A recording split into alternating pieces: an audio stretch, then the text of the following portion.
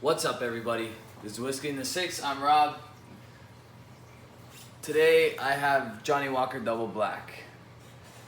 Alright, so Johnnie Walker Double Black is actually not available in Ontario, so I apologize to those from Ontario, but you can get this across the border for a fairly reasonable price, around 50 bucks American. It's known to be smokier than the regular Johnnie Walker Black. It's probably around the same age. I'm assuming this one is the same age just because it's a little bit more expensive than the regular 12. It's smokier because they transfer it to charred old oak casks. So it's a rich, intense, smoky blend containing whiskey matured in deep charred. Alright, I'm assuming there's probably some Talisker in this one. It doesn't state it like the Johnnie Walker Green does. Johnnie Walker Green tells you there's Talisker or Mortalac or Krigalacky. It tells you what's inside. I'm just listing those off. I know that there's Talisker in the Johnnie Walker Green, but I can't remember what else there is. I would assume that there's probably Talisker, possibly some Islay whiskey in there as well. Not 100% sure though. If you do know, you can list the distilleries below in the comments. Like I said, it's about 50 bucks American. A lot of people rave about the Double Black. It is a nice tasting whiskey. It's unfortunate that it's only bottled at 40%, but that's the case with most of the Johnnie Walker line. This one in particular is probably middle of the pack, so it's a good everyday type dram, and I'll tell you why in a sec. So you definitely get those elements that you would in a Talisker, possibly in a lighter peated Islay whiskey. It's not heavily peated, but it is smoky. You do get some nice campfire type smoke.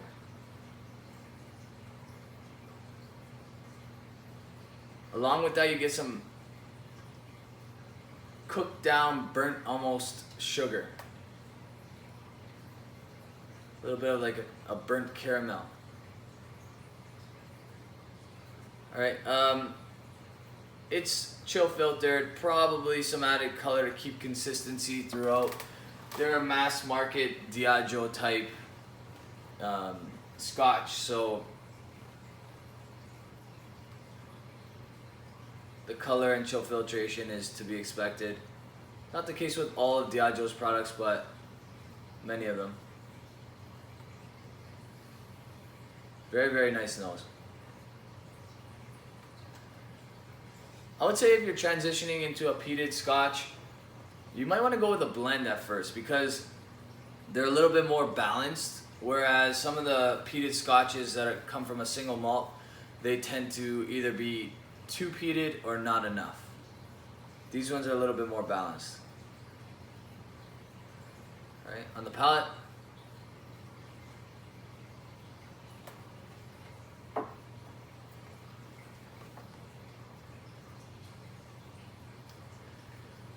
There's some heat in this one that indicates there might be a little bit younger whiskey in there. It's definitely more charred than, say, the Johnnie Walker Black, obviously. I believe the Johnnie Walker Black, if I'm not mistaken, is a 12-year-old, so I'm not sure why there would be lesser aged whiskey in this one, but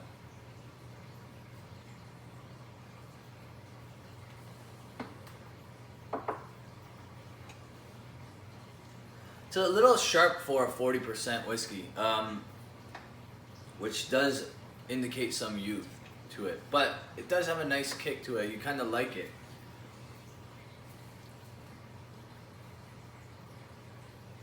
Some nice flavors as well. You definitely get that campfire on the palate.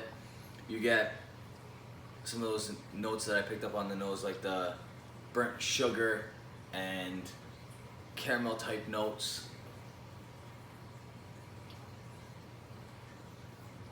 All in all, it's a good whiskey. You're not gonna go wrong with this one. It's not the best whiskey in the world. It's not one that I would drink on a daily basis. Although for those of you who really like peated Scotch and don't want to spend a ton of money on an Islay single malt, this might be the one for you because it's affordable and it's not going to kill your liver, and it's well balanced. It's a very well balanced whiskey. I'm going to give this one a B+. It's very good stuff. At that price range, I'd buy another bottle for sure. This is one of those ones where it's a crowd pleaser in my opinion. Although I wish it was bottled at 43 to 46%, and it had a little bit more information about the actual whiskey, like how old it is and that sort of thing. But for a relatively affordable whiskey, we can't really go wrong. So I'm gonna say B+, borderline A-. I think on some days I would definitely give this an A-. It's probably close to an 80. I'm gonna go with a 79 for now, but it's a B+.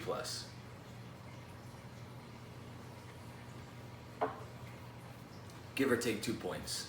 Probably would lean towards give 2 points, but 79, I'm gonna stick with it. B+. That's what I originally had down, so I'm gonna keep to my word. Stay tuned because I have a lot of cool stuff coming up. I do plan on getting to that Old Paltney 21 very soon. I would like to do the Tomatin very soon as well, the Legacy. This one's surprisingly good. I think you're gonna want to listen to this review if you haven't heard much about it before because it's really affordable and it's actually pretty good. I have the Kragolaki 17,